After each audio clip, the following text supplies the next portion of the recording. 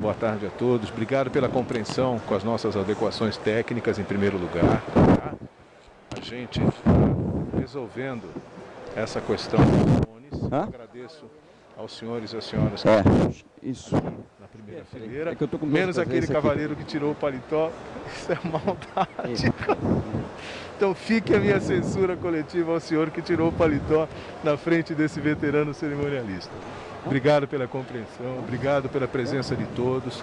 A Expo Meet 2022 está aí acontecendo ao longo desses 3 dias. Nós, mais alto? Tá. Então a Expo Meet está acontecendo ao longo desses 3 dias, tá? Nós estamos aí com uma exposição muito interativa, todos que já não conheceram, que já não estiveram nos nossos expositores, por favor. As entidades estão aí, as principais empresas estão aí e os principais players do setor estão aí à disposição de vocês, tá? A gente está aqui continuando com o Sedagro, seminário sobre defesa agropecuária, tá bom? O Sedagro tem o objetivo de transmitir informações atualizadas e oportunizar o debate sobre temas voltados às questões sanitárias do rebanho nacional, a inspeção de produtos cárneos, o comércio internacional e a regulamentação e oportunidades de mercado dos produtos à base da proteína vegetal. Aproveitem o conteúdo do nosso seminário, tá? O Sindicato Nacional dos Auditores Fiscais Federais Agropecuários, o ANFA Sindical, tem o prazer e a honra de recebê-los. Nós vamos agora falar de inovação e abertura de novos mercados, coexistência de produtos à base de proteínas de origem animal e vegetal. Nós temos aqui está, nós temos aqui o Elton Massarolo, auditor fiscal agropecuário, que fará a moderação desse painel, tá bom? Está aqui a Caroline Mellinger. Caroline está aqui, Caroline Mellinger, obrigado pela presença. Pesquisadora da Embrapa, Agroindústria de Alimentos. Também está aqui a Gabriela Pontin, diretora executiva de negócios da incrível Seara, tá? O Antônio Marcos Pulpin, diretor de assuntos científicos e regulatórios. Está ali, esse barulho horroroso. Científicos e regulatórios da Associação Brasileira de Bioinovação, ABBI. O Sérgio Pinto, diretor global de inovação e novos negócios da BRF, e o Glauco Bertoldo, diretor do Departamento de Inspeção de Produtos de Origem Vegetal do MAPA. Elton, é com vocês. Antes disso, me permito agradecer mais uma vez a ilustre presença do Dr. Francisco Jardim, ex-secretário de Agricultura do Estado de São Paulo, que está aqui ao longo dessa tarde prestigiando o nosso seminário, tá bom? Também temos aqui os superintendentes federais de agricultura do Paraná, o senhor Cleverson Freitas e a senhora Helena Ruggeri, do Rio Grande do Sul. E também o senhor Osiel Oliveira, diretor-geral da Agência de Defesa Agropecuária da Bahia. Eu peço...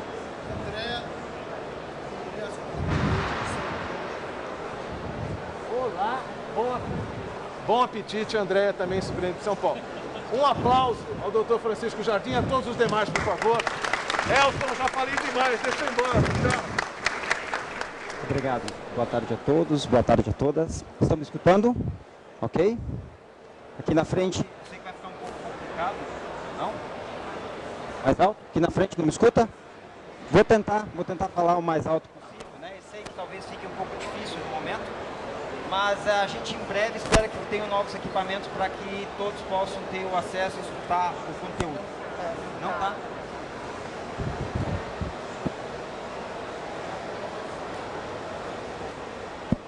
Me escutam? Me escutam? Ok? Ok. Eu me enchi de equipamento aqui esperando esse momento de celebridade e não funcionou, gente. Vamos ter que voltar para o tradicional, certo? Mesmo assim, novamente, vamos lá. Boa tarde a todos, boa tarde a todas, certo?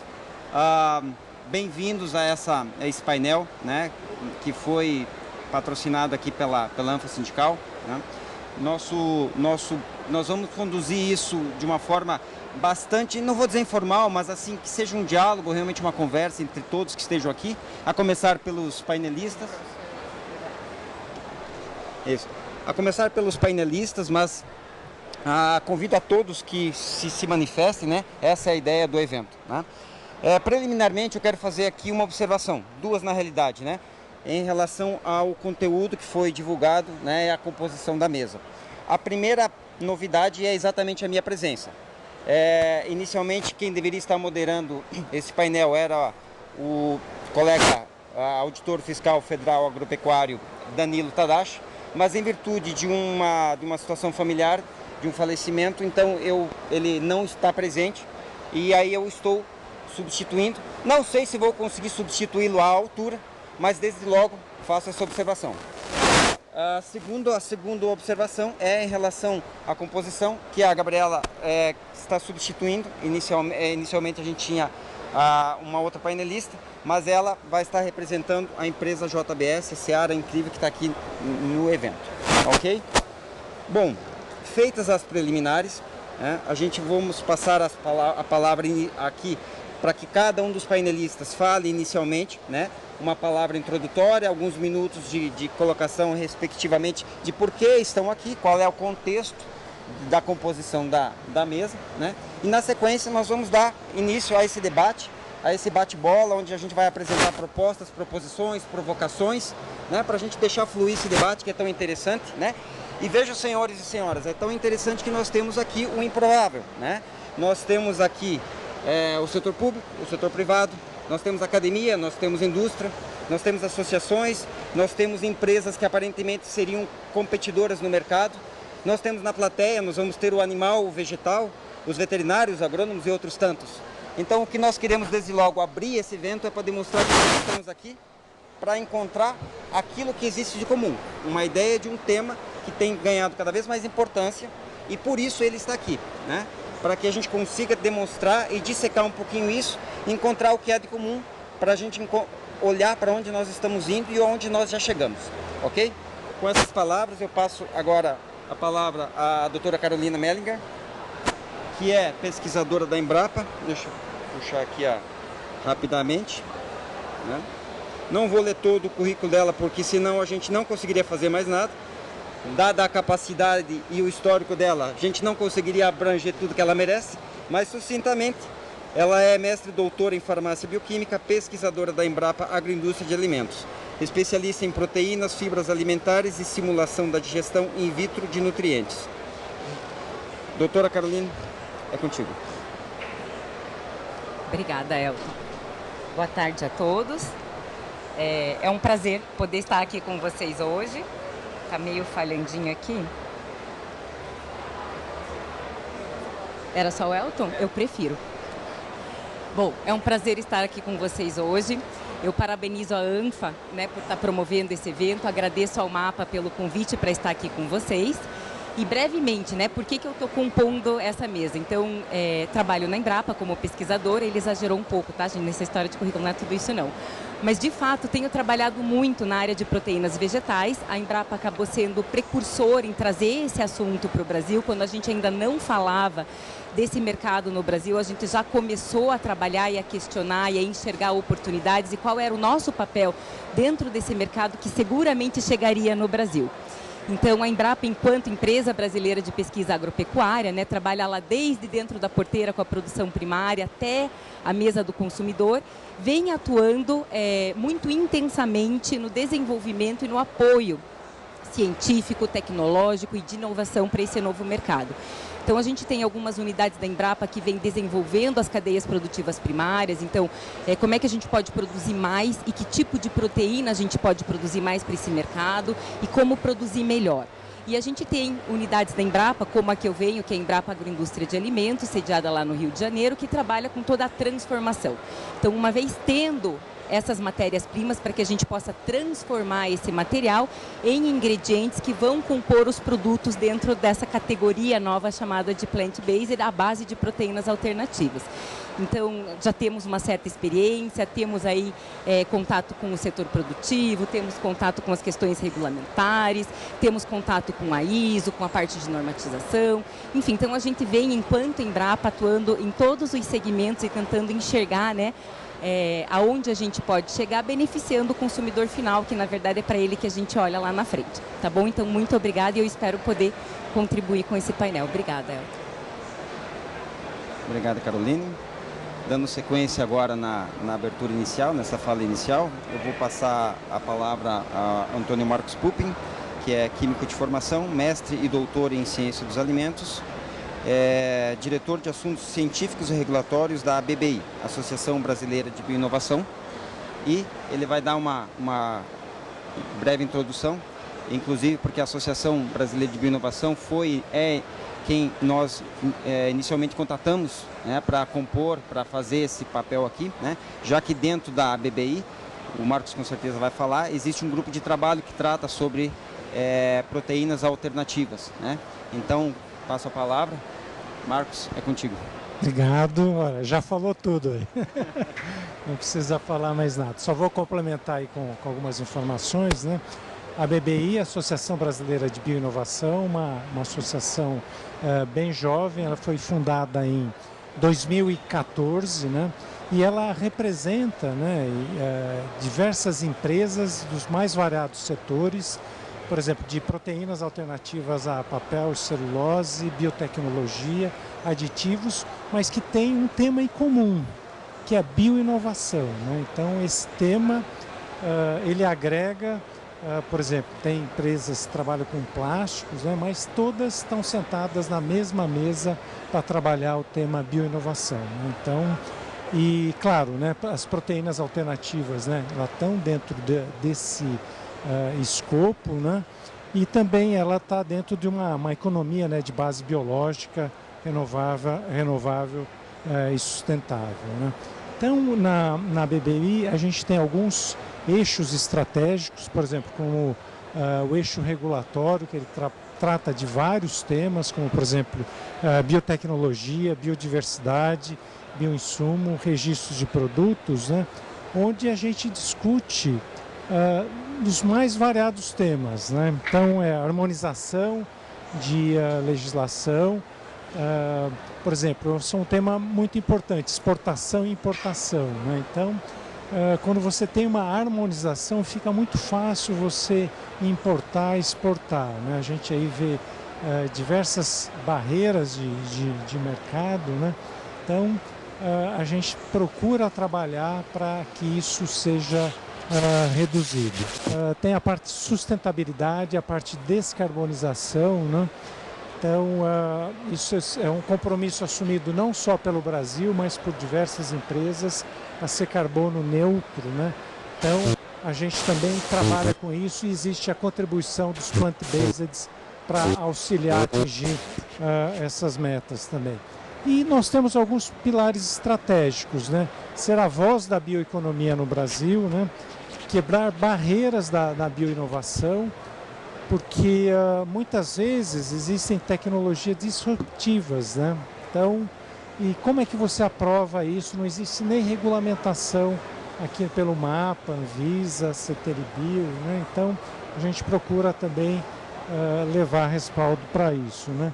E essa parte de sustentabilidade que eu comentei com vocês, né? Então, parece isso longe, mas não está tão longe, né? E a parte de plant-based, né? Eu acho que é uma grande oportunidade para o Brasil explorar a sua biodiversidade e realmente colocar isso no mercado, valorizar tudo que a gente tem de vamos chamar, bioprodutos, bioinovação. E, claro, depois aí eu fico à disposição de vocês para participar do debate e responder algum questionamento caso vocês tenham. Obrigado.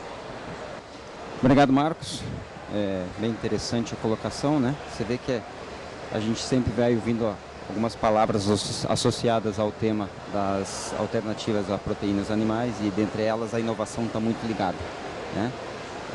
Isso tudo traz uma profunda reflexão sobre como é que, para onde as coisas estão indo, como é que o agro brasileiro tem que se colocado diante de uma questão como essa, que segundo os números que a gente aparentemente já surgiram aqui, a gente já vê que vai ser grande, né? Bom, vamos lá, dando sequência, eu agora vou passar para o Sérgio Brito, que é o diretor global de inovação e novos negócios da BRF, né? Então, agora já começamos uma coisa um pouquinho mais específica de cases. Aqui nós temos duas grandes empresas, grandes players, né? E eu passo a palavra então para você, Sérgio, para você dar a sua introdução. Obrigado. Obrigado, Elton. Boa tarde para todo mundo. É um super prazer estar aqui conversando com vocês. Espero que a gente tenha a oportunidade de dialogar bastante. Até nas suas palavras iniciais, Elton, você falou que se surpreende, né, com a convivência, né, de setor público-privado, academia e grandes corporações. Na verdade, a gente vê isso como um fenômeno natural dentro da BRF, e eu acho que os colegas vão concordar, porque é um ecossistema realmente de desenvolvimento que é necessário para conseguir alimentar, né, com os nutrientes, com as características organolépticas necessárias, uma massa populacional que não para de crescer. E é inegável, né, e a gente que trabalha dentro da cadeia de proteínas, que toda a visão de suprimentos, abastecimento, numa população crescente, vai ficar mais e mais difícil. E vai faltar proteína para todo mundo. Está faltando proteína para todo mundo. Então a gente precisa avançar em métodos alternativos, qualquer que seja a tecnologia. Obviamente, né, por ter uma base nacional, a BRF, a gente prioriza o uso dessa biodiversidade. Estava até falando com o Marcos aqui anteriormente, a gente vem buscando entender o que mais pode ser utilizado, mas da minha cadeira o que eu posso falar é que eu me sinto extremamente privilegiado por estar participando de fato da maior revolução que a gente está vivendo em termos da produção e introdução de novos alimentos, de novos ingredientes, e poder fazer isso numa cadeira de desenvolvimento é um super privilégio.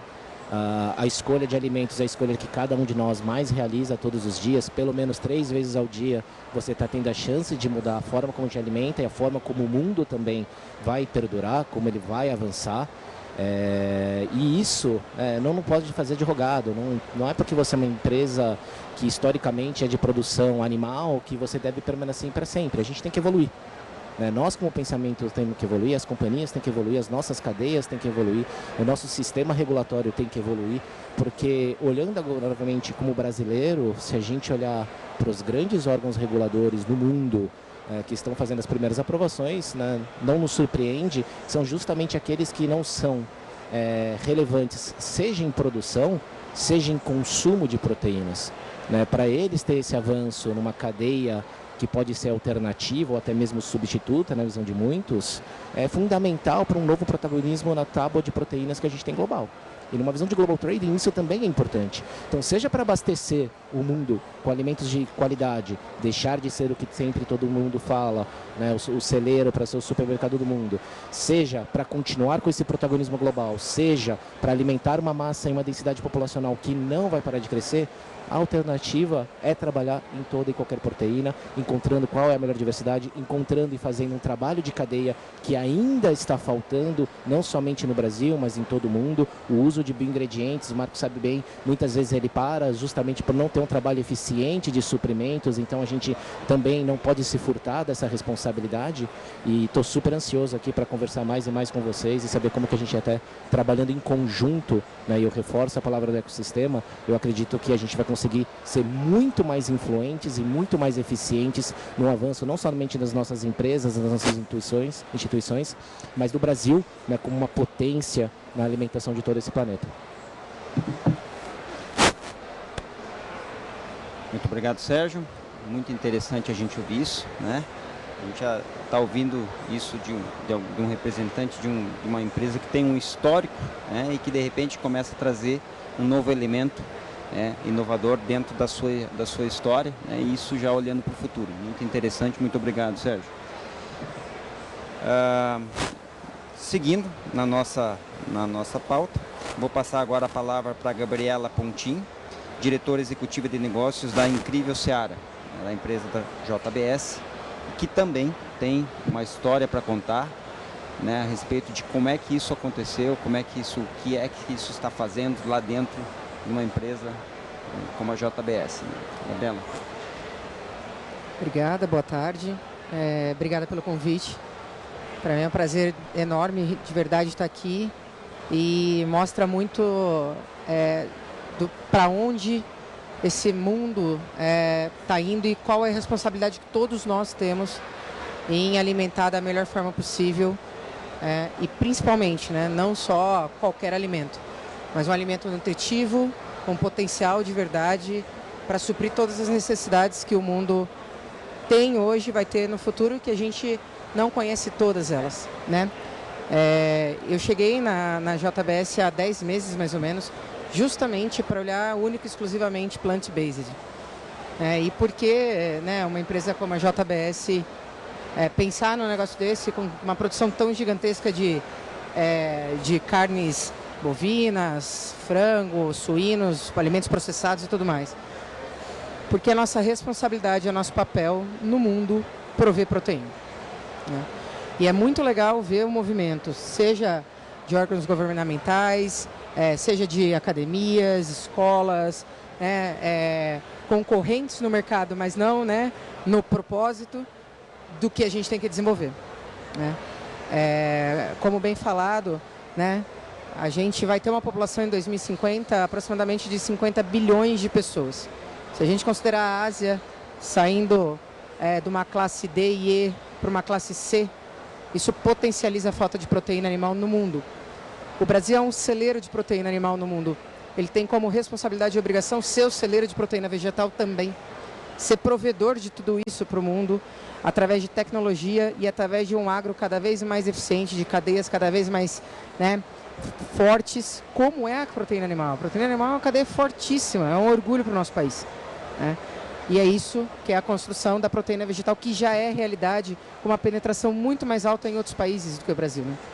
A gente olha, por exemplo, a Holanda com 15% de penetração nos lares brasileiros, né? E o quanto, né, isso foi troca de proteína? Não foi troca de proteína, foi crescimento de consumo. Olha o tamanho da oportunidade que a gente tem e da responsabilidade que a gente tem. Então, para a gente é um orgulho gigantesco. E eu acho que é muito bom, quanto mais a gente falar sobre esse tema, quanto mais a gente discutir proteínas alternativas, mais vivo a gente vai estar e mais viver a gente vai dar para esse mundo. Então, obrigado. Vamos lá, gente. Vou dar sequência aqui agora, ao último dos painelistas que vai estar conosco hoje. O representante do Ministério da Agricultura, tá? Glauco Bertoldo, engenheiro agrônomo de formação, é diretor do Departamento de Inspeção de Produtos de Origem Vegetal, ligado à Secretaria de Defesa Agropecuária. O DIPOV já tem um trabalho feito, já começou a mostrar, digamos assim, a face, né, publicizar algumas atitudes, algumas ações, alguns indicativos de alguma política pública relacionados ao plant-based, e acho que pode incrementar muito esse nosso debate, ajudar a trazer algumas informações muito relevantes, né, porque de tudo que a gente ouviu até agora, né, representando a iniciativa privada, a gente não consegue imaginar que a gente vai ter um setor de proteínas tão forte quanto, né, o animal, ou tanto quanto ou mais, se você não tiver uma contraparte da área governamental. Então, Glauco. Bom, boa tarde a todos. Muito obrigado à Anfa-Sindical por organizar esse evento e por nos dar a oportunidade de conversar sobre esse assunto tão importante, aqui num grupo tão qualificado de painelistas conosco. Primeiro, dizer para vocês que o Ministério, ao propor essa discussão, ao se sujeitar a discutir, a aprender com todos os elos da cadeia, um assunto tão inovador e tão disruptivo, sai totalmente da sua zona de conforto, né? Então, o Dr. Jardim já esteve na cadeira de secretário de Defesa Agropecuário e imagina, quando eu levei esse assunto para o secretário Zé Guilherme, teve aquela primeira opção, né? Vamos mexer com isso? Não vamos. Vamos tocar nesse assunto? Não vamos. E acho que a primeira atitude, já que demonstrou uma predisposição de se expor, né, de se tornar vidraça nesse processo, o Departamento, a Secretaria de Defesa Agropecuária, o Ministério da Agricultura se comprometeu a fazer essa discussão, mesmo que isso pudesse trazer alguma crítica para a gente. Começamos esse processo todo com o seminário, trouxemos a doutora Carolina no primeiro seminário que conversamos sobre isso, o Jeffrey aqui com o Cabral, e começamos a entender todo esse movimento, para onde isso estava indo e como é que nós poderíamos transformar. Nossa preocupação era transformar o país na referência da produção de proteínas alternativas ou qualquer nome que a gente der para esse cenário. Porque, como já comentado aqui pelos colegas, somos muito bons na proteína animal, somos muito bons na produção vegetal, então não temos por que não ser também referência e muito bons nessa nova categoria de produtos que está crescendo. Temos a plena convicção da coexistência das iniciativas, então concordo com a colega da Seara que fala que os dois, né, tanto a proteína animal tradicional quanto a proteína vegetal chamada de alternativa, ela vai ter uma demanda crescente, então ambas vão crescer. Não se trata de uma competição por mercado, e sim atender uma demanda cada vez mais crescente de proteínas pela população mundial. Então vemos espaços e também vemos oportunidades de ordenar esse processo, ordenar esse setor enquanto ele está crescendo, porque nós que estamos lá no regulatório, que recebemos as denúncias, que recebemos as reclamações dos setores, tanto eu pelo DIPOV quanto a Ana Lúcia pelo DIPOA, começamos a receber muita reclamação sobre o crescimento desordenado e desregrado da colocação desses produtos novos no mercado. Então, percebemos essa necessidade e começamos a entender através do seminário no final de 2020 e através de uma tomada pública de subsídios que lançamos ano passado com uma série de perguntas justamente para deixar a liberdade que cada um pudesse entrar lá, o cidadão, o consumidor, o setor regulado, os próprios órgãos reguladores, inclusive participações internacionais na nossa tomada pública de subsídios. E pudemos, naquele documento, verificar uma série de tendências, uma série de anseios da sociedade e do setor produtivo nesta regulação. Tá? Então eu quero dizer para vocês que na página do DIPOV, do Ministério da Agricultura, é só pesquisar lá DIPOV Mapa, já está disponível o nosso relatório final da TPS, e aqui o agradecimento à Universidade Federal de Minas Gerais, que nos auxiliou na compilação desses dados, na formulação do documento que está disponível na internet para vocês. Então o documento ele já traz muitas respostas e muitas análises daquilo que nós já recolhemos nesse processo. E não vou dar vou dar alguns spoilers aqui, mas vocês vão ler daqui a pouquinho lá. Mas assim, é um consenso, é uma visão da grande maioria que o assunto precisa ser regulado, que o assunto hoje, da maneira como está colocado, confirma uma percepção nossa no começo da discussão que existe um desequilíbrio, então existe algo que precisa ser regrado para que a concorrência entre os produtos possa ficar mais justa, possa diminuir os atritos. Então hoje nós vemos que os atritos gerados, que são as reclamações que chegam até nós, se dão por excessos de ambas as partes. Eu acho que a gente tem que combater as posições extremamente extremadas e trazer para um entendimento mais de meio, para que as iniciativas possam coexistir, certo? E esse é o papel do Ministério da Agricultura. Só que buscar isso justamente numa dose extremamente do necessário, não fazer um Estado maior do que precisa ser, não inchar algo que não precisa ser regulamentado com uma burocracia, com um controle desnecessário, mas sim ir direto ao ponto e atender aquele anseio do crescimento ordenado desse setor. Então, Elton, estamos aqui à disposição para discutir, entender isso com o mercado e também, mais uma vez, o Departamento, a Secretaria de Defesa Agropecuária e o Ministério da Agricultura encontra-se aqui no papel de mediador. Então, como mediador, nosso papel principal é escutar todos os entes. Então, participamos de reuniões com todas as associações que nos pediram, todas as entidades representativas que nos procuraram, câmaras setoriais do Ministério da Agricultura. Numas fomos elogiados, noutras apanhamos, né, que nem cachorro sem dono. Mas, assim, é justamente isso, faz parte desse processo de discussão, a gente colher todas essas informações e trazer um texto que seja o melhor possível para o momento, mas que olhe pelo elo mais vulnerável de toda essa cadeia, que é o consumidor, certo? E com o crescimento da nossa agropecuária, da nossa agroindústria, gerando, evidentemente, o protagonismo do Brasil na exportação desse produto e na produção desse tipo de produto também. Então, obrigado, Elton, essa é a inicial e à disposição. Antes de dar início propriamente às questões, aos questionamentos, eu queria fazer um lembrete aqui, né, daqueles que eventualmente ainda não saibam, né, como o evento aqui ele tem sido capitaneado pela ANFA Sindical, que é o órgão representativo dos auditores federais, auditores fiscais federais agropecuários, e nós temos aqui na feira, tem um stand da ANFA, né, onde vocês, quem tiver alguma dúvida, não é só esse tema não, né? Todos os temas relacionados especialmente aí à defesa agropecuária, né?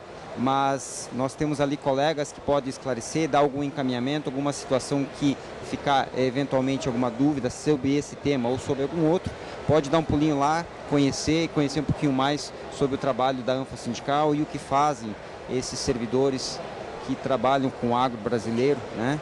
Que é uma responsabilidade enorme, ok? Mas vamos lá, pessoal, vamos voltar aqui para o nosso tema mais diretamente, né?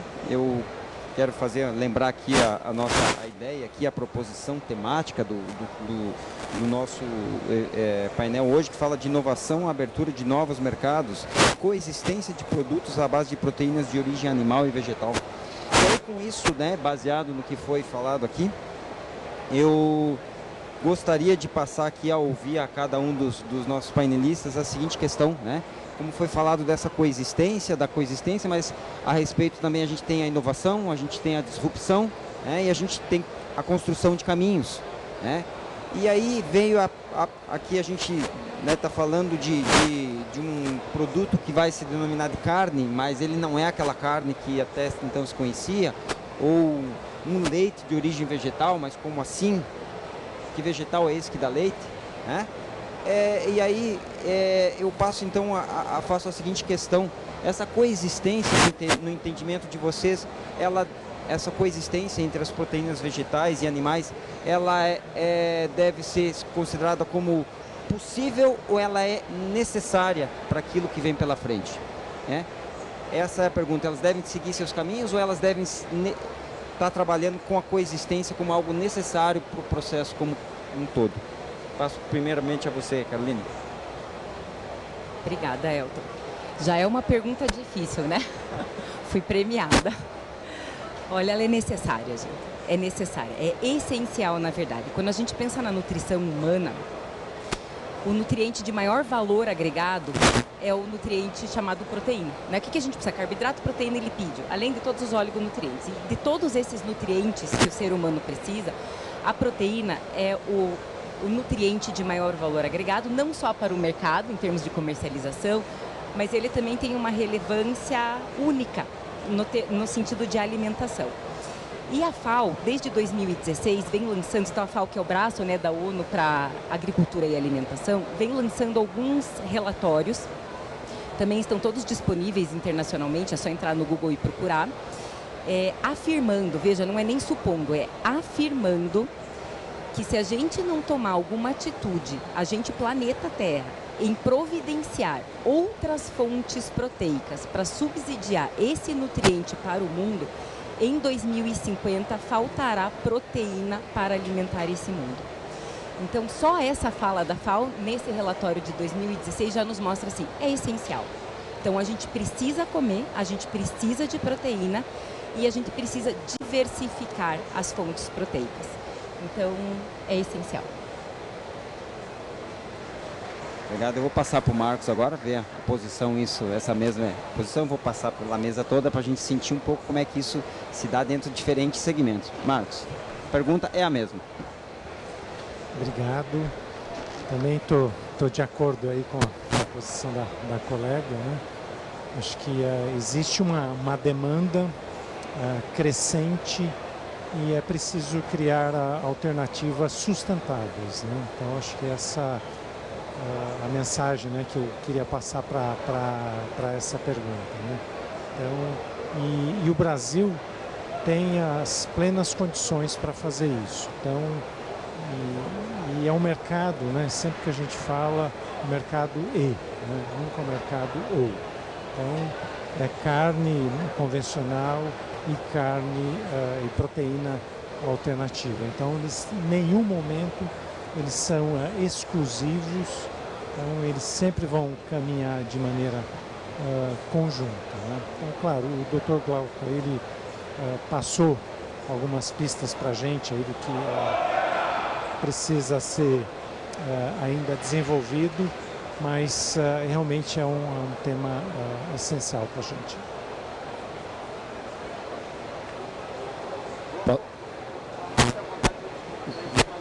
Vou criar um atalho aqui então e vou pegar a palavra. Além de concordar que é necessário, eu queria somente agregar que é possível, né? Então a sua resposta ela merece 2 sims. Ela é possível, ela é necessária. A gente trabalha para que no futuro muito próximo, se a pessoa for escolher por um filé mignon suíno, bovino ou vegetal, não faça diferença. Se ele for cultivado, se ele for feito a partir de microproteína, não faça diferença, né? Isso vai ser uma opção de paladar, não necessariamente uma opção por tamanho do bolso, uma opção por um credo, por um estilo de vida. Vale frisar que desde a indústria a gente trabalha com uma visão muito clara, que não tem versão beta quando a gente fala de alimentos. Então, ainda que a gente esteja no estágio de desenvolvimento, tudo que está indo para o mercado das grandes empresas vai com extrema qualidade, vai com muito teste. A gente avalia a digestibilidade, a gente avalia perfil nutricional, a gente avalia o preço, a gente avalia a disponibilidade do ingrediente para o longo prazo em caso de crescimento. Então, tudo que é feito com bastante esmero para que, de fato, a gente trabalhe para o crescimento e não para a decepção do consumidor quando ele provar esses produtos. E que eu queria deixar muito claro para quem ainda não provou: provem, consumam, experimentem, façam em diferentes formatos, em diferentes ocasiões de consumo. É gostoso, é muito bom. E se hoje a gente ainda navega muitas vezes no caminho do que o mercado tem classificado como a mímica, né, de produtos animais, saibam que isso é um processo. Né? Isso é um processo até de muitas vezes de aproximação, de simplificação do diálogo do consumidor com a indústria, com o alimento, com os órgãos regulatórios. E carne tem de diferentes naturezas, né? E músculos têm de diferentes naturezas. E mesmo quando a Carolina bem observa, né, da questão lipídica, vai frisar que não é somente a proteína, tem uma falta de lipídios, tem uma falta de gorduras no mundo. Então isso já está acontecendo. Então, ao invés de a gente ficar no questionamento, né, colocando barreiras, é como a gente gera alianças, como a gente constrói pontes para que esse produto cada vez mais seja disponível num ponto de preço acessível, num perfil organoléptico que agrade também aos diferentes consumidores e que isso, de fato, vai ser mais sustentável para todo mundo, porque a gente cria aí um atalho relevante na produção de proteína e na produção também das gorduras.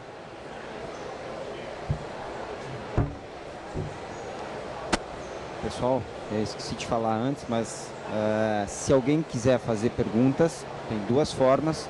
Uma através do QR Code, que se escaneado vai levar a página para fazer a pergunta digital ali. Ou, se quiser fazer do método clássico, temos aqui as assistentes que é só levantar a mão, elas vão fazer as anotações e essas perguntas podem ser trazidas à mesa, tá bom?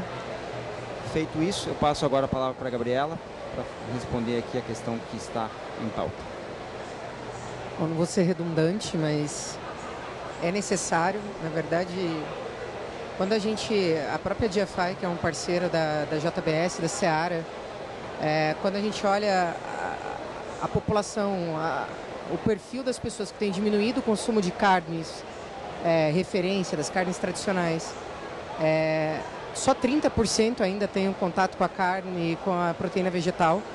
Então, esse público está indo para alguma outra alternativa que talvez não tenha a responsabilidade, como bem o Sérgio falou, da entrega dos nutrientes e de tudo que uma proteína precisa de verdade entregar. A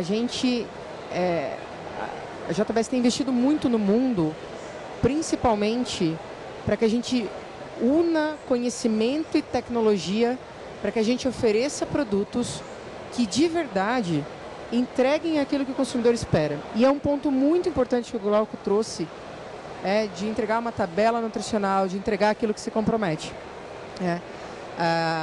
A necessidade de alimentar o mundo não passa só...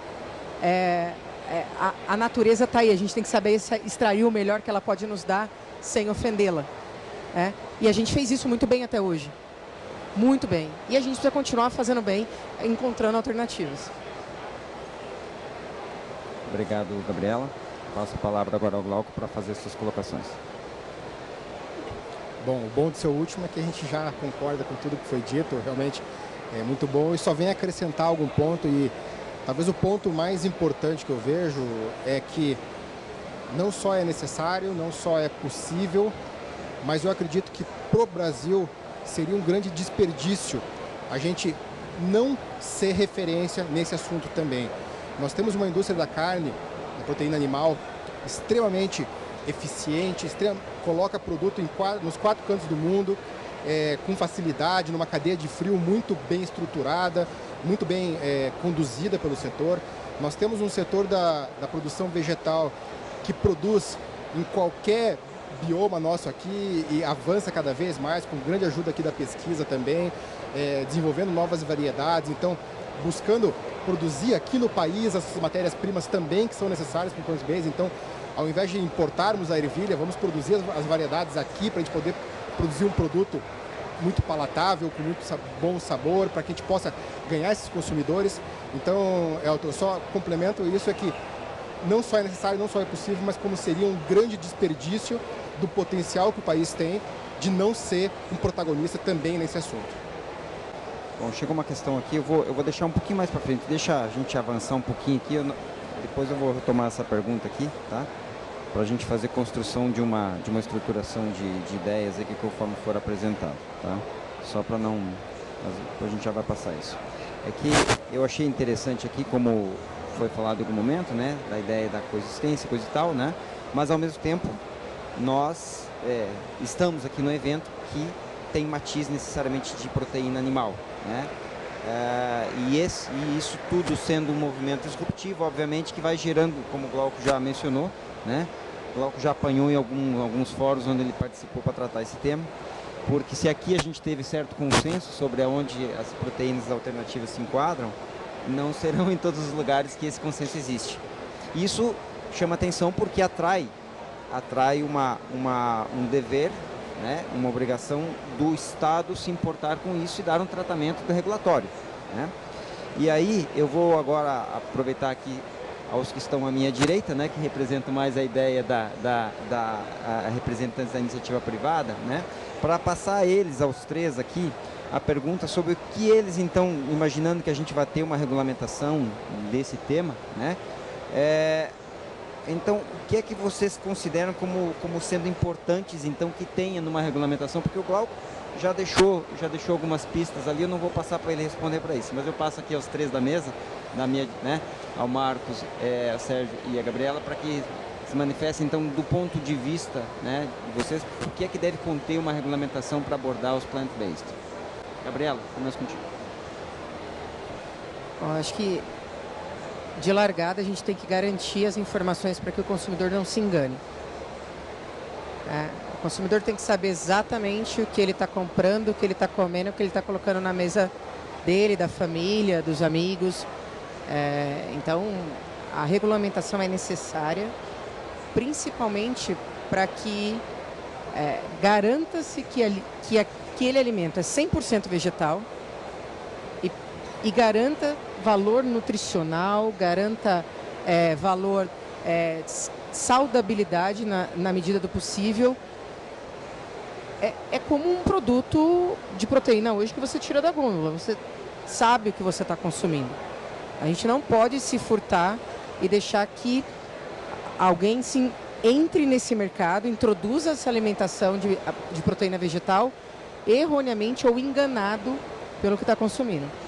Então, de forma super resumida, o que de verdade eu acho que todo mundo espera da regulamentação é que o consumidor tenha certeza e saiba exatamente o que ele está consumindo, né? Nem que ele se engane sobre que em algum momento, em algum lugar, ele seja enganado que aquilo não é uma proteína vegetal. Ele tem que saber que é, mas ele tem que saber tudo que entrega ou que deixa de entregar uma solução de proteína vegetal. Perfeito, Gabi. E construindo em cima, a gente sabe que o consumidor hoje, quando ele entra no supermercado e busca uma opção de uma uma proteína alternativa ou ele está saindo de alguma maneira, evitando a proteína convencional, ele tem uma extrema dificuldade em navegar pelas gôndolas, né? Ele muitas vezes precisa passar por um nutricionista. Então todo esse trabalho regulatório ele é fundamental para que fique mais fácil a entrada de novos players e que não que eles entrem como desafiadores do sistema, mas conhecendo as regras do jogo. Quando as regras do jogo são mais claras, eu acho que o Glauco foi muito feliz, né, em falar em evitar os extremos, né, eu acho que a gente tem que fazer aqui é tirar as ideologias e colocar a necessidade em primeiro lugar. Desde a cadeira de inovação, que eu sempre falo, né, dentro da companhia e nas falas que eu tenho públicas, é que a gente não tem que se apaixonar pela tecnologia. O problema é que a gente está enfrentando aqui é muito mais latente, e a Gabi também cobriu muito bem, é um problema de uma população crescente, uma população que enriquece, uma população que está buscando se alimentar, buscando nutrientes, buscando proteínas e buscando gorduras, também como a Carolina bem observou, para conseguir ter uma vida melhor. E é para isso que nós todos estamos aqui, para cada um de vocês estão aqui. Então aqui é o pedido para o regulatório, além de agilidade, que eu sempre falo com o Glauco, né, é extremamente importante para a gente continuar competitivo no âmbito global, mas é de fato tirar as ideologias e garantir que quanto antes as regras do jogo fiquem iguais para todo mundo e que tire essa coisa de eu posso ser challenger. Eu insisto na ideia de que não dá para ter versão beta e hoje, infelizmente tem muito produto na gôndola que está ruim e que não está entregando o que oferece, o que promete, desculpa. Então a gente tem que acertar isso para o consumidor, quando chegar e escolher um produto, saber que o país, o órgão público e as indústrias estão todos seguindo as regras conforme elas têm que ser seguidas. A questão, né, regulatória, ela perpassa aí todos os segmentos e é uma questão chave, né? Uma boa regulação, ela vai estimular a inovação. É isso que essa nova regulamentação, quando ela for implementada, ela tem que fazer. Então a gente vai, visita, enfim, outros países, ou a gente vê, olha, tal país tem lançamento, tem isso, tem aquilo, né? E às vezes o que acontece que aqui no Brasil a gente não tem essa mesma diversidade, né? E muitas vezes são aspectos regulatórios, são travas, né, que são colocadas na regulamentação, que impede esse ecossistema de inovação, né? Então, isso é um tema assim, bastante relevante, eu diria, nesse processo, né? Se ela não for bem trabalhada, ela pode realmente reduzir esse mercado que existe atualmente. Então, acho que tem que ter regras claras, o consumidor tem que ser muito bem informado, mas essa regulamentação ela não pode ter travas, né? Se tiver travas, aí a gente não favorece a inovação, o desenvolvimento. Tem as startups, né? Como é que a gente faz dar estímulo para essas startups? Então, tudo isso passa pelo ambiente regulatório, né? Nós tivemos a oportunidade de participar aqui, inclusive com o nosso colega do GFI, uma oficina de trabalho na Anvisa, e ela colocou todas as regulamentações que já existem hoje, que já poderiam ser aplicadas a esses alimentos, né? Então ficou a pergunta, será que a gente precisa de algo novo, né? O que tem aí, o que ele poderia ser aperfeiçoado, né? Então, porque muitas vezes no Brasil aqui, existe uma tendência, precisamos regular. E é o país que tem mais advogados no mundo, é o que tem mais leis, né? E é só pesquisar isso daí, né? Então, eu colocaria realmente essa reflexão, que realmente a regulação não pode ser uma barreira para a inovação. Obrigado. Então eu vou pedir para a Caroline, assim, dar a posição dela, né, para a gente situar já uma pergunta que, afinal de contas, muita gente faz, mas afinal, o que é um produto plant-based, né? O que é um produto plant-based, né? E que diferença tem um produto plant-based de um produto vegetariano ou vegano, né? Essas são questões que elas ficam toda hora se batendo entre si. Então, eu acho que com a doutora Caroline, que já está há muito tempo investigando isso, ela pode dar uma reflexão aqui, uma posição para deixar isso. É possível? São iguais? São diferentes, Caroline? A gente fica falando, né? A gente está falando o tempo todo, né? Produto plant-based, o novo mercado, mas afinal, o que delimita uma definição desses produtos? Vocês sabem que agora a ISO está construindo uma nova norma. Uma norma internacional, justamente para definir plant-based. E a gente já participou, a gente lá na Embrapa, esse é um trabalho coordenado pela ABNT, e a gente foi convidado, né, para compor essa cadeira da ISO. E eu digo para vocês, nesse exato momento, a gente está dentro da ISO, que é um órgão internacional, que vai propor uma norma de valor internacional, discutindo o que é plant-based. E eu vou dizer para vocês, não tem consenso, até o momento. Não tem consenso. Quais são as barreiras que definem essa nova categoria de produto, o que vai ser incluído, o que não vai ser incluído. Então a gente está exatamente no mundo inteiro, então a gente aqui no Brasil eu acho muito legal, porque em geral a gente tende a estar 10, 15, 20 anos atrás de inovações em tantas áreas. E nesse exato momento a gente está junto com o mundo inteiro, caminhando de igual para igual e tendo os mesmos questionamentos. Então, em outros países do mundo, eles também estão, né, os órgãos regulamentadores também estão questionando, conversando, formulando, reformulando normas para cada país. Então, o que eu vou dizer para vocês é assim, o que hoje a gente vem trabalhando como plant-based e que isso pode vir a mudar conforme a gente vai amadurecendo, na verdade, esse tema no mundo inteiro. Então, tirar porque eu não consigo nem eu me ouvir, então é melhor assim. Então, o termo plant-based ele veio com o desenvolvimento desse novo nicho de mercado, movido por uma categoria de consumidores chamadas flexitarianos. Então, quem são essas pessoas? Boa parte de nós, mesmo sem conhecer o termo, somos flexitarianos. Então, qual que é a proposta do flexitariano? É que além dos produtos de origem animal ou da proteína de origem animal, esses indivíduos têm o desejo, por qualquer motivo que seja, de incluir outras fontes de proteína na sua alimentação. Então, ele, por consequência, passa a diminuir um pouco o consumo da proteína animal, porque está incluindo outras fontes proteicas. E aí o termo plant-based veio com um crescimento exponencial deste novo consumidor em busca desta fonte alternativa de proteína. E essa categoria específica de consumidores, eles não queriam perder as características sensoriais desse produto. Então eles queriam textura, cor, aroma, sabor, que simulassem aquele produto de origem animal, mas que pudessem ser construídos com fontes alternativas de proteínas e de outros ingredientes também. Então assim surge, e esse termo passa a gritar no mundo inteiro, né? E os vegetarianos e os veganos, eles têm, também são em parte consumidores desse mercado, mas aí a gente tem diferentes categorias de vegetarianos e veganos, então tem aqueles que também fazem parte desse novo mercado e tem aqueles que não têm esse anseio enquanto consumidor final, né? E os produtos, sejam alimentícios ou sejam outras categorias de produtos, para atender especificamente o consumidor vegano, ele vai para além da composição daquele determinado produto, né? Então, existem muitas similaridades entre o que hoje se propõe enquanto plant-based, no sentido de não haver a presença intencional de ingredientes de origem animal, acho que isso é igual, mas em termos de desenvolvimento de produto, de características sensoriais ou de outras questões que estão no entorno daquilo que é só a composição, passam a ser diferentes, tá? Tem os ingredientes que agora a gente está começando a tratar como neutros, porque aí a gente fala assim, proteína vegetal ponto final, né? Ou produto à base de planta ponto final.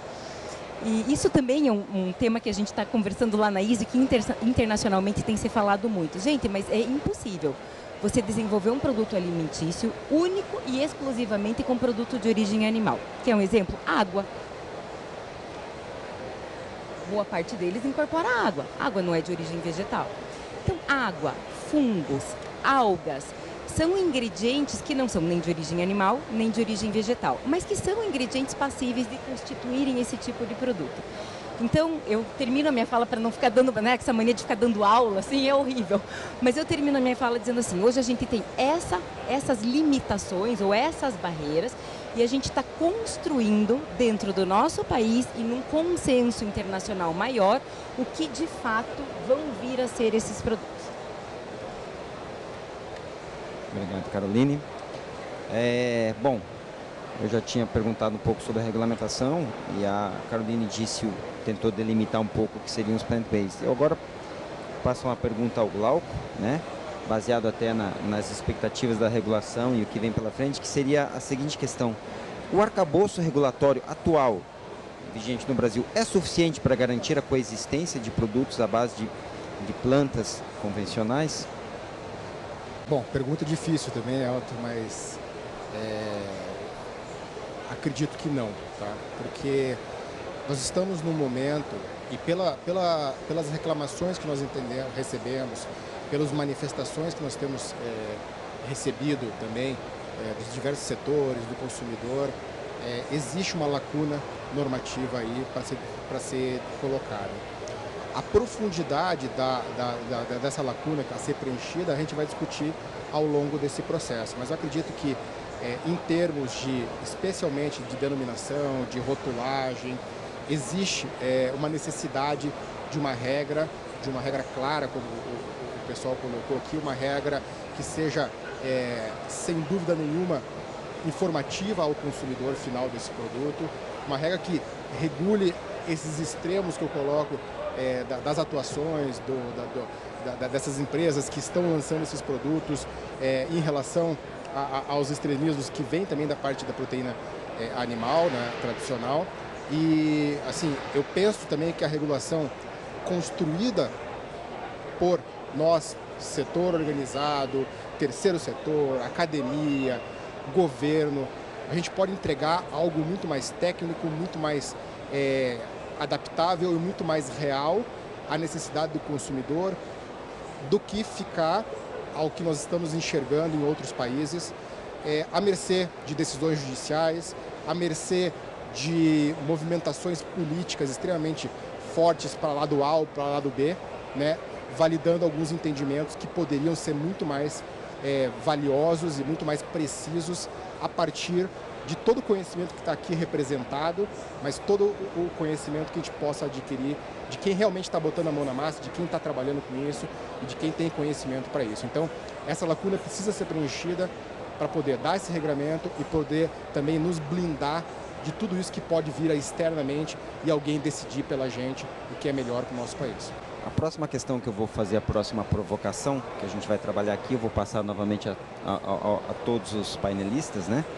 Porque ela acho que pode dar diferentes respostas de acordo com cada um, que é a seguinte questão, né? Alguns segmentos da proteína animal, né, tem se queixado e fazem algumas reclamações, né, como isso já foi dito, mas e se visto de outra forma, né, o que entendem os nossos painelistas aqui como oportunidades? Será que existem oportunidades e não um risco para as empresas de proteína animal? Enfim, eu não trabalho exatamente no setor de proteína animal, mas, enfim, eu entendo que isso é uma nova oportunidade de negócio, né? Então, é só olhar para o que está acontecendo internamente, mercado interno. A gente vai para os supermercados, isso é claro, né? Você vê cada vez mais gôndolas desses produtos e olhar para o mercado internacional também, né? Então, eu vejo isso como uma grande oportunidade e acho que foi o próprio Dr. Glauco que colocou aí de o país assumir a liderança nesse setor. Então, se eu, por exemplo, né, trabalhasse no setor carne e eu visse um novo mercado aí, enfim, já nem diria que acho que talvez emergente, né? Vai ser uma grande oportunidade para promover o crescimento do setor, né? Então eu cresço de um lado e cresço do outro, né? Então realmente eu vejo isso como uma grande oportunidade e realmente da gente ser líder nesse setor, exportar tecnologia, produtos, né? Eu vejo nesse sentido. Com certeza é uma oportunidade. É óbvio que em momentos de ruptura como que a gente está vivendo, pode acontecer de algumas pessoas e indústrias ficarem para trás. Isso é natural em qualquer evolução, independe se a gente está falando de proteína alternativa ou de qualquer outra tecnologia. Mas aqui eu quero destacar 4 elementos, né? Um primeiro elemento é que a gente está desenvolvendo novos saberes. Saberes que muitas vezes estavam nas ciências da vida, que a gente tem aproximado para o setor de alimentação. O segundo ponto é o uso de diferentes cultivares também para alimentar e trazer proteína para o consumidor. O terceiro elemento que eu também quero trazer é que você vai desenvolver novas tecnologias e isso vai abrir novas frentes de negócio, assim, que a gente ainda não consegue dimensionar. A bem da verdade, quando a gente olha para todo o setor de proteína, a gente ainda não começa a dimensionar tudo. A gente está experimentando bastante, a gente está tateando muito. E eu acho que quando eu falo de plant-based, eu diria aí que ele é o primeiro grande expoente que está batendo mais forte no mercado, mas outros ainda aparecerão. E o quarto elemento é que, de verdade, gente, a forma como a gente alimenta ao longo da nossa humanidade, ela não muda, ela sofistica. Você passa a ter mais acesso, você passa a ter mais controle, processos mais eficientes. E é isso que a gente, quando fala, né, da questão da convivência de proteínas, que vai acontecer. A gente não vai evoluir somente nas proteínas alternativas. A gente vai seguir evoluindo também nas proteínas convencionais. Então você pode até escolher por que lado você quer se mover. Se eu vou por um caminho da eficiência, se eu vou por um caminho de desenvolvimento, e tem mercado para todo mundo. Por quê? Porque tem gap. Bom, é uma super oportunidade. Como bem falado pelo Sérgio, não é uma coisa ou outra, né? A gente está num mundo muito dinâmico, num mundo que pede para a gente mais produtividade, mais acessibilidade. A gente tem muito ainda para evoluir nesse mercado, que é sim ainda um mercado muito pequeno, talvez um mercado emergente no Brasil, né? Com menos de 1% de penetração. E evoluir para chegar perto de uma cadeia de carnes ainda tem muito chão pela frente. O que mostra quanto as indústrias têm oportunidade nas proteínas animais também. Para oferecer mais acessibilidade, para dar mais condições de o mundo se alimentar de forma mais rica. E a proteína vegetal vem para isso. Então, depende, a gente já viu outras indústrias se transformarem desse jeito. Depende de como você vê a inovação e a mudança que o mundo sofre aí nos últimos 50 anos, muito mais veloz do que nos últimos 200. Se a gente, toda vez que a gente se deparar com um processo de novos hábitos, de nova forma de consumir, de nova forma de se comportar como um adversário, muito provavelmente a gente não vai evoluir na mesma velocidade que a gente pode para que o nosso país seja o berço de muita coisa legal, né? Então, eu de verdade, assim, eu tenho uma dificuldade enorme de entender como que as coisas concorrem. Eu acho que as coisas se complementam. Eu acho que as coisas cooperam. Quanto mais forte tiver a indústria de proteína animal e mais ela investir em inovação e em desbravar esses mercados de proteínas alternativas, mais mercado consumidor a gente vai ter e mais gente a gente vai alimentar. Muito bom as contribuições. Eu não vou nem ficar com o microfone muito tempo na mão, que é para não perder embalo. Caroline, contigo. Eu vou pegar uma frase que o Sérgio falou ali, vou me apropriar dela e dela eu vou dar continuidade. Ele disse assim, veja, você pode escolher que caminho você vai seguir. Porque quando a gente para falar em oportunidade, na verdade o que a gente tem são oportunidades. E cabe a cada segmento, a cada indústria, definir que oportunidades vai querer abraçar ou não. E a gente vê isso, a gente ainda como está consolidando o mercado e crescendo, a gente pode olhar para o mercado dos Estados Unidos, por exemplo, que começou numa febre muito maior com o mercado plant-based, e você vê de tudo. Então você vê a indústria carne que quis abraçar também o universo das proteínas alternativas e faz os dois. E você vê a indústria carne que diz, não quero, não é para mim.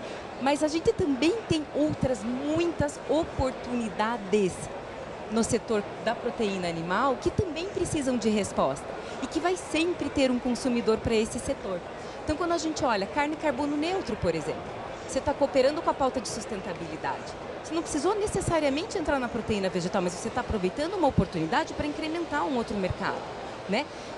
Abate humanitário, por exemplo. Pode ser uma outra questão, que eu não entrei necessariamente na proteína alternativa, continuo no business da proteína animal, mas estou trazendo um componente que vai junto à pauta da proteção ao animal. Enfim, então as oportunidades são muitas. Acho que cabe a cada segmento e a cada um entender. Eu vou abraçar os dois nichos e vou me reinventar no meu plano de negócio, ou não, eu vou continuar com a proteína animal, mas também vou aproveitar outras oportunidades que também vão cooperar com pautas importantes daqui para frente, seja pela escolha do consumidor, seja pela necessidade do planeta. Então, acho que cabe aí a escolha para todo mundo. Bom, obrigado. Elton, vou responder um pouquinho diferente a pergunta aqui, eu fiquei pensando em todas as respostas. E o papel do governo aqui, nesse momento, é manter o brilho no olho da pesquisa, da indústria, dos produtores, para que eles possam enxergar aí uma oportunidade. Então nós estamos aqui justamente para não ser um entrave, mas ser um facilitador, criando regras onde são necessárias, deixando toda essa vontade em vocês de investir, de saber que o Brasil é um país seguro para se investir nessa área, que é um país que está pacificado com o entendimento disso através do governo. Então esse é o papel do governo, que os investidores externos vejam o nosso país como um lugar seguro para investir as suas indústrias do plant-based, da proteína animal, que aqui é um ambiente onde as iniciativas coexistem e as iniciativas são harmoniosas aqui. Então isso traz muita segurança, né? E como eu falei antes, se a gente ficar à mercê de outras decisões, a gente sempre vai ter um receio ou o investidor vai ter um receio, o próprio agricultor ele vai ver uma oportunidade de uma das grandes empresas aqui, as duas grandes empresas aqui podem demandar variedades novas de soja, de ervilha, de tantos outros produtos que a gente tem que possa remunerar melhor o nosso agricultor lá na ponta, né, com produções extremamente direcionadas a esse setor. Então, realmente, o governo ele precisa não atrapalhar, ele precisa trazer as regras claras, ele precisa trazer tranquilidade para o setor e, por fim, manter o brilho no olho de todo mundo para a gente continuar evoluindo. Vou tentar condensar aqui conforme elas vão tratando de temas semelhantes, algumas delas são coincidentes, e vou passar aqui primeiramente para BRF e JBS, né? Gabriela e Sérgio que estão aqui, que mais de uma questão aqui pergunta o seguinte, né? Por que o preço desses produtos de origem, de proteínas de origem vegetal é tão caro, né? Por que elas são superiores aos seus análogos de origem animal, né? E já emendando também, como vai também falar de produção e tudo mais, a pergunta é: o que garante ao consumidor vegano que o hambúrguer plant-based não contém nada de ingrediente animal? E a pergunta aí que vem na sequência é se esses produtos são elaborados em linhas distintas, como é que se dá essa produção? Gabriela. Bom, a primeira pergunta sobre preço. A gente ainda tem uma cadeia muito imatura, né? Desde o começo lá do cultivo até de verdade chegar o produto na gôndola. Para garantir uma produção completamente separada dos carnes, um abastecimento completamente separado, as origens das próprias matérias-primas são diferentes, né? A soja, a ervilha, a maioria desses produtos são importados, né? As embalagens e obviamente ainda a gente não tem a escala necessária para chegar no mesmo custo e daí na mesma entrega dos produtos carnes. Mas a gente até participou de um outro painel, né, Sérgio? Eu comentei isso. Eu acredito de verdade que isso está mais próximo do que a gente imagina. Porque a indústria e os parceiros da indústria, principalmente quem provém os nossos... imagina um corante, né? Um corante para um produto vegetal. Para garantir que ele tenha zero de origem animal, ele também não foi escalável, né? Então, tem todos os elos da cadeia que podem contribuir para esse custo ser melhor. E, principalmente hoje, a cadeia de proteína animal ela é muito madura, ela produz continuamente, ela produz, né, em alta escala e produtividade. Para a gente separar tudo isso e garantir que esse produto não tenha contaminações, não tenha uma série de coisas, você não tem a produtividade ideal. Muitas vezes você chega a ter muito menos do que 20% de produtividade de qualquer produto animal, né? Então, por isso que esse produto chega tão caro. Mas, ao mesmo tempo, continuando aqui, eu acredito muito que a gente vai chegar muito mais perto desse preço do que a gente imagina. Porque é nosso papel entregar isso para o consumidor. É nosso papel romper, e eu não estou falando de margens, tá? Eu estou falando de esforços mesmo, para que esse mercado se desenvolva mais rápido e para que a gente dê acessibilidade, né? E sim, desde a compra da matéria-prima até o fechamento da embalagem é separado, né? São linhas dedicadas que a gente tem para a produção do plant-based na Seara. É incrível, tá? Eu vou só corroborar para ficar claro que a BRF faz a mesma coisa. Assim, a gente tem linhas segregadas, a gente trabalha de forma independente, e realmente a imaturidade da cadeia ainda traz um nível de complexidade de suprimentos extremamente importante. Eu quero só lembrar novamente, né, os dois eventos, tanto a pandemia quanto agora a infeliz guerra, também colocam ainda mais complexidade numa cadeia já naturalmente complexa.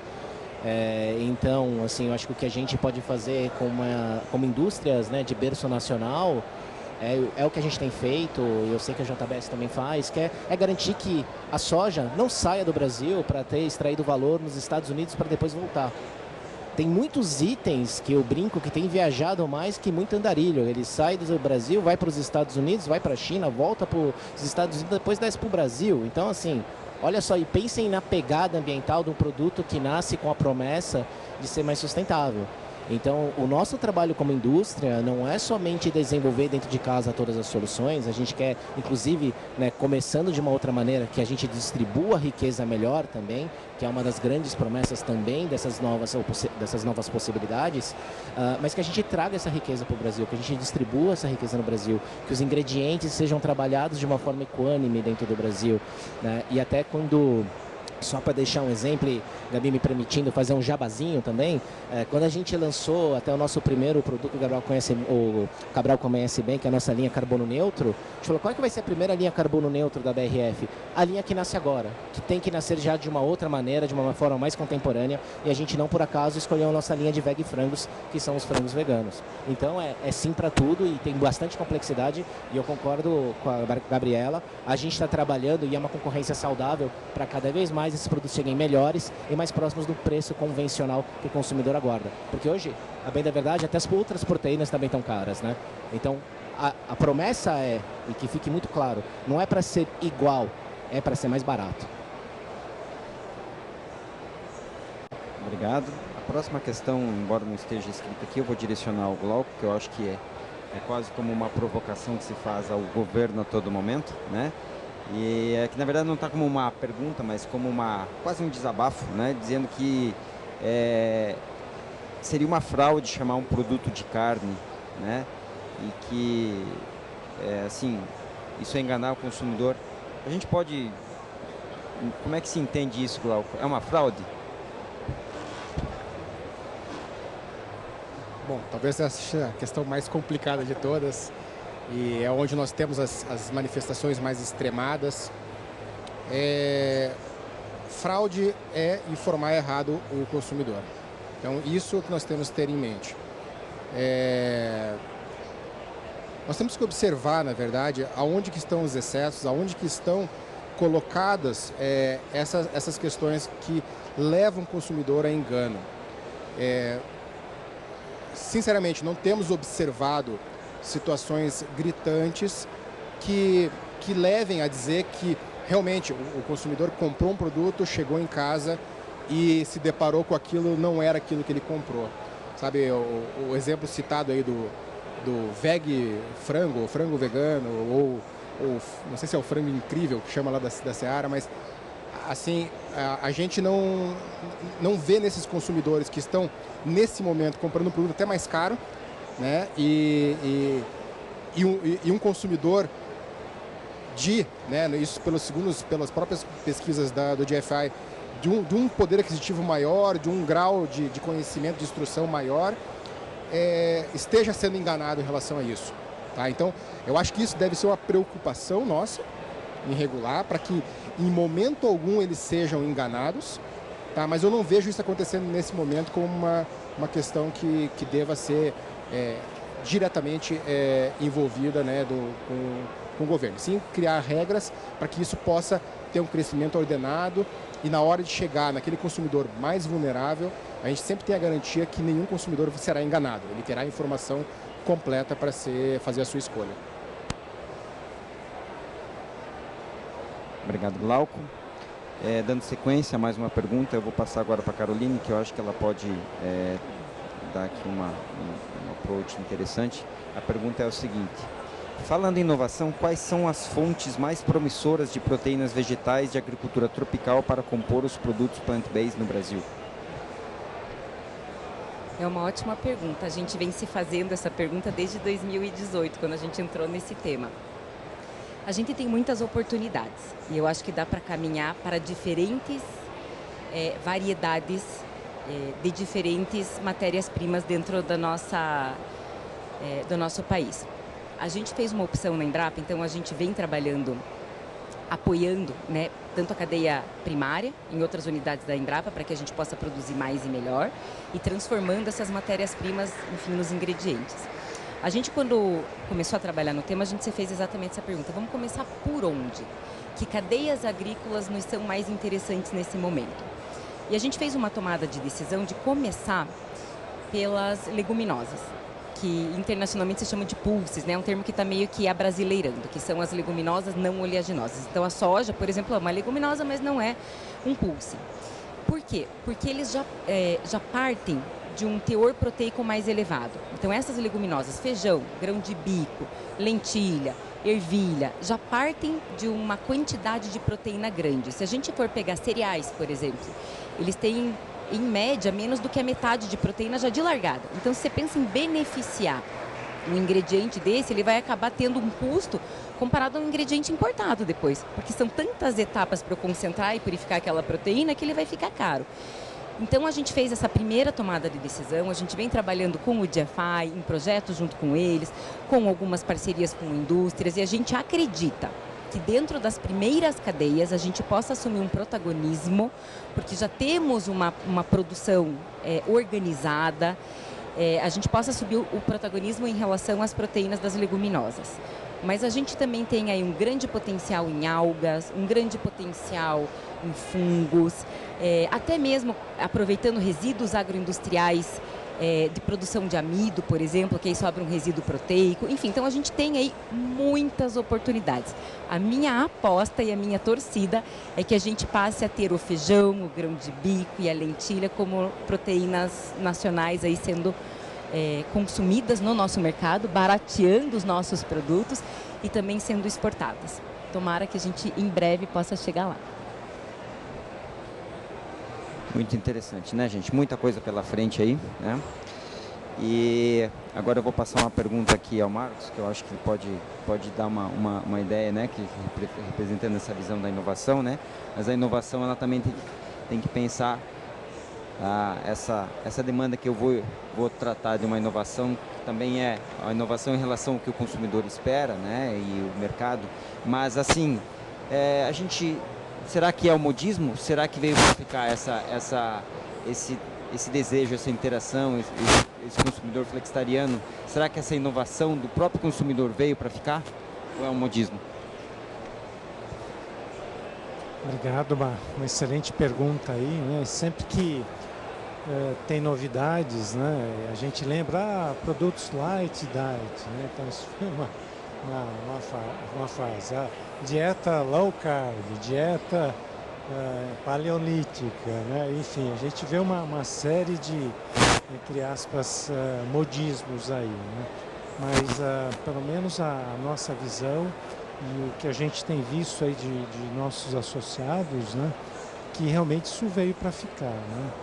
E o Sérgio aqui ele colocou um ponto importante aí, enfim, que é a ponto de tecnologia, né? Então a gente vai desenvolver, está desenvolvendo aí muitas tecnologias. Então eu imagino que isso daí, com enfim, a diversidade por exemplo, diversos tipos de leites aí, né? Leite de amêndoa, leite de castanha do Pará, enfim, tem uma série de infinidade de produtos, né? Que estão sendo colocados no mercado, né? Então eu vejo que realmente é um mercado muito promissor, tem muitas oportunidades, não vejo isso como modismo, tendo em vista essa questão mesmo de sustentabilidade, né? O país já se colocou, enfim, para ser carbono neutro, as empresas, então acho que esses produtos também vêm a contribuir para que isso seja minimizado aí no futuro. Então acho que espero, né, que daqui 5 anos, 10 anos, né, a gente possa ir aí para os nossos supermercados, né, e ver produtos, puxa, da nossa biodiversidade aqui. Não só, por exemplo, hoje, né, como a gente vê, produtos à base de ervilha, que é importado, é dólar, né, mas que tenha produtos novos aí no mercado, né. Então, eu vejo isso como já eu diria uma realidade aí no curto prazo, e não acredito em nenhum momento que esse seja um modismo aí, como a gente já viu aí com algumas outras, enfim, dietas, vamos chamar assim. Obrigado. Como nós começamos atrasados e tivemos alguns percalços, nós estamos nos encaminhando para a parte final já, né? E aqui, como o evento trata, na verdade, das proteínas, da coexistência, acho que é muito interessante. Foi falado aqui uma parte da regulamentação, né? A inevitável interação com o governo, né? Nesse contexto, me parece bastante evidente que a gente está falando do agro, que é um dos orgulhos, um dos tesouros que nós temos nesse país, e aí isso é todas as implicações que essa revolução disruptiva vai ter, né? Acho interessante a pergunta, e eu queria passar a todos aqui para ouvir, né? A respeito nesse contexto todo, de tudo que foi dito aqui, qual é a importância que a gente pode pensar, né, para o Ministério da Agricultura, que vai ter que lidar com esse tema tão importante, e os auditores fiscais federais agropecuários, que são essa interlocução que vai ter que lidar com um tema tão importante. E queria ouvir dos painelistas como é que eles entendem o papel representativo, seja do Ministério ou dos auditores fiscais federais agropecuários, nesse processo como um todo, para que consiga dar conta da gente conseguir, ao menos em alguma, olhar para frente, imaginar que o nosso futuro vai ser grande, como somos, ou até maiores do que somos no agro. Eu vou começar aqui passando pela Gabriela e depois a gente vai seguir. O papel fundamental, né? Não tem inovação, colaboração sem todos os elos da cadeia estarem juntos, né? A gente acredita muito no país, né? A gente nasceu aqui, né? A gente tem orgulho disso, né? E com certeza uma regulamentação que deixe claro, mais uma vez, que o consumidor é o elo mais importante de tudo isso. Que ele não seja enganado, que ele saiba o que ele está consumindo e que a gente consiga avançar nessas iniciativas de inovação com o suporte, né, do governo e principalmente com os auditores, garantindo que tudo isso aconteça em qualquer canto que chegue os nossos produtos. É um berço de criação, é um berço de inovação. A biodiversidade brasileira é uma das coisas mais ricas que a gente tem, né? A gente tem que explorar isso muito bem. A gente tem que colocar isso, tecnologias no mundo inteiro, colaboração.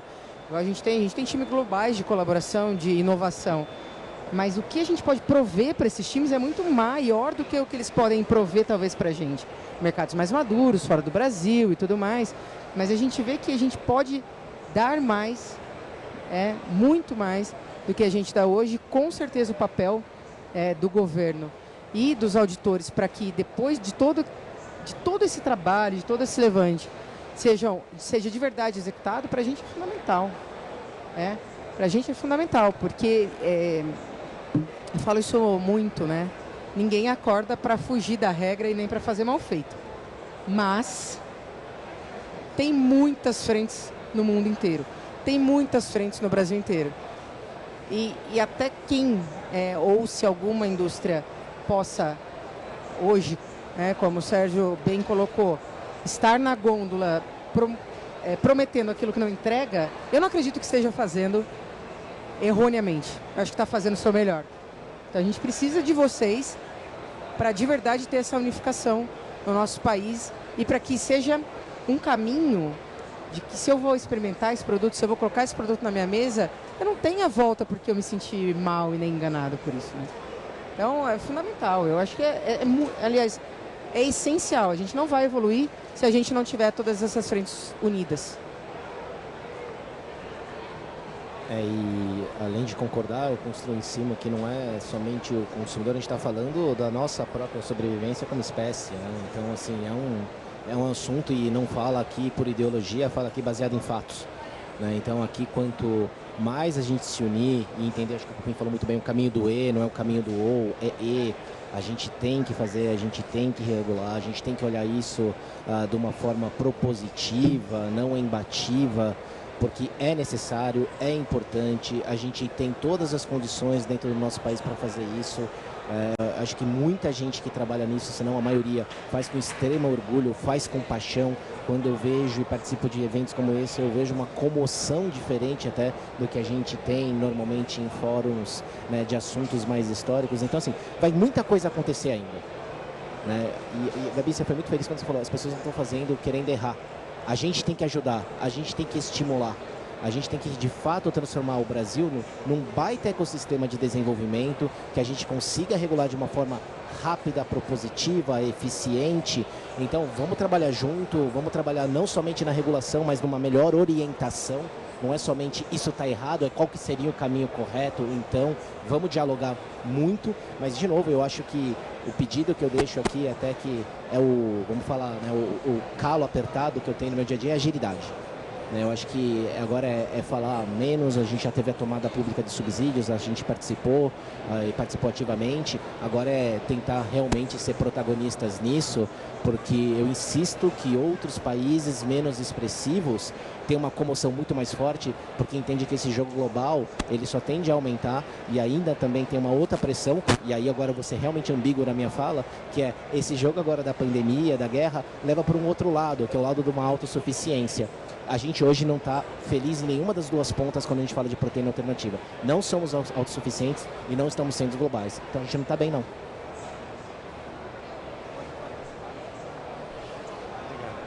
Eu também acho fundamental, mais que isso, acho essencial, né?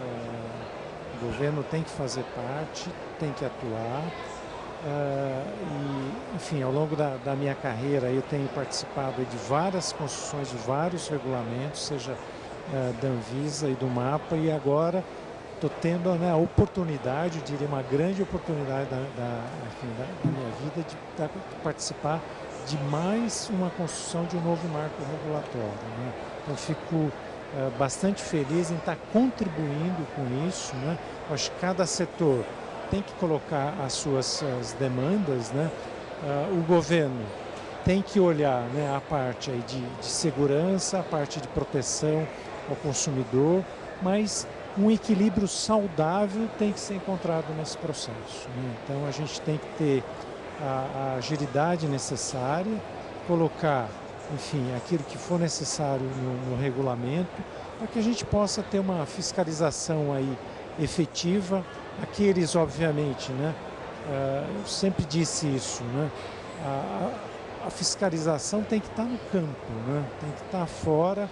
E aqueles que não atendem à legislação têm que ser punidos de acordo, enfim, com os trâmites legais aí. Então, acho que a fiscalização é essencial nesse processo e o governo tem um papel aí realmente essencial na regulamentação, e o setor privado fazendo aí, trazendo as suas contribuições da melhor maneira possível para que a gente tenha um regulamento que possa atender aí de melhor maneira possível.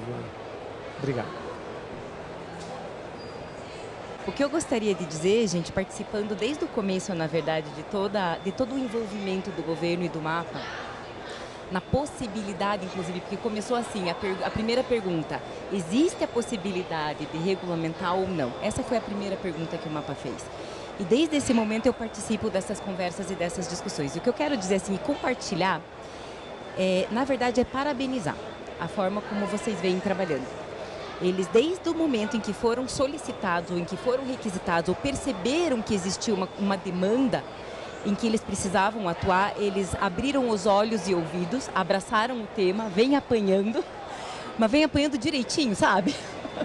Então, assim, a forma como essa equipe vem trabalhando nesse tema, gente, tem sido fantástica.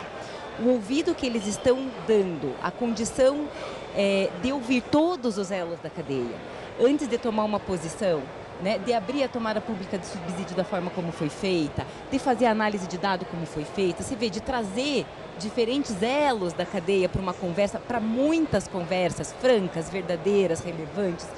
Então, eu, na verdade, o papel de vocês está muito claro. Eu, na verdade, agradeço a oportunidade de fazer parte desse grupo e parabenizo do fundo do coração a forma como vocês vêm conduzindo. E eu tenho certeza que começou bem lá desde o começo, né? A escuta é aberta, o compartilhar de informação e a troca é tão verdadeira que eu tenho convicção que seja da forma como for finalizado, acho que todos nós ganharemos.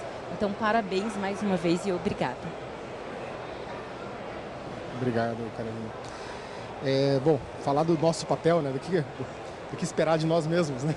Então, pessoal, o que eu acho que é o papel do Ministério, né, o papel dos auditores fiscais federais e agropecuários. Nós temos uma equipe dentro do departamento tratando desse tema, né, uma equipe extremamente qualificada, isso é muito bom tratar, mas uma equipe qualificada principalmente em pegar o que há de melhor em todos os locais. Então a gente vai na pesquisa, vai na iniciativa privada, vai na associação, vai no terceiro setor, vai em todos os lugares que são possíveis para a gente buscar tudo aquilo que tem de melhor nesses locais. Também acredito, Sérgio, que tem que ser rápido, então vou te dar agora sim um spoiler. Nós estamos com um texto bastante maduro já para ir para uma consulta pública, tá? De uma regulação ainda mínima, ainda inicial, porque realmente nós estamos tateando esse mercado, nós estamos tateando essas cadeias, nós temos que acompanhar a preocupação do PUP de não trancar a inovação, não impedir a inovação, é uma preocupação que nós temos muito forte, então não queremos sair com uma regulamentação fazendo grandes mudanças ou colocando grandes restrições, justamente para a gente permitir o ordenamento desse mercado aos poucos e como ele for crescendo. Temos uma interação incrível com a Anvisa, eu acho que nós precisamos de uma política de governo para isso, então a pesquisa, a Embrapa tem que estar envolvida justamente para buscar as alternativas de pesquisa, de desenvolvimento de produtos, de desenvolvimento de cultivares para serem desenvolvidas, para serem plantadas aqui no Brasil, para atender esse mercado. A nossa Secretaria de Inovação trabalhando agora num plano nacional de proteínas alternativas, justamente para trazer recursos para isso. Então, e tudo isso culmina na parte normativa, na parte regulamentatória, que vai dar a regra do jogo em relação a isso. Então, toda essa política de governo que nós queremos formar e assumir esse protagonismo muito mais para levar pancada do que elogios que a gente recebeu agora aqui. Mas, assim, é o papel, tem que ser e tem que ser propositivo. Então, o que eu espero de vocês é que quando a gente soltar esse texto para consulta pública, que vocês venham também com críticas ou com sugestões, mas construtivas, para que a gente possa chegar num texto e tomar a frente disso. Para quando a gente for para a mesa da ISO, hoje de manhã o Elton estava na mesa da OCDE discutindo o mesmo tema. A gente está em todos esses fóruns internacionais e o Brasil chamar a atenção do mundo justamente porque discute isso, tem maturidade para discutir isso e é protagonista nisso. E o mundo vai tremer quando souber e a gente colocar esse potencial todo para fora. Então, esse é o papel do Ministério, conduzir, os auditores conduzirem esse processo de crescimento. A conversa está boa, tá legal, mas assim, o pessoal da organização já me chamou que nós estamos no horário, né? Então, eu realmente em primeiro lugar, só posso agradecer imensamente a contribuição de todos que vieram aqui, né? Não apenas pelo tempo que gastaram, mas assim, pela maestria com que que conduziram, né? Agradecer a todos que participaram, as perguntas. Em relação às perguntas, só ficou uma questão que a gente não abordou aqui, primeiro porque ela é muito específica em relação à linha de produtos da Seara, e aí não ia dar tempo de responder aqui, mas aí, conversando aqui, a Gabriela já falou o seguinte, pediu para quem enviou a pergunta a respeito com a dúvida dos produtos da linha Incrível, manda para ela aqui, ó, e-mail gabriela.pontin@seara.com.br, coloca lá a sua questão, que ela é bem técnica e bem direcionada, a gente achou que era interessante a gente fazer o bate-papo aqui mais no sentido mais amplo, tá? Com isso, nós estamos encerrando esse painel, novamente agradecendo e continuamos à disposição para, eventualmente, algum comentário, alguma situação, críticas, sugestões, elogios. Muito obrigado e, com isso, nós damos por encerrado o painel. Muito obrigado, senhoras e senhores. Auditores Fiscais Federais Agropecuários. O Brasil cresce e fica mais seguro com eles.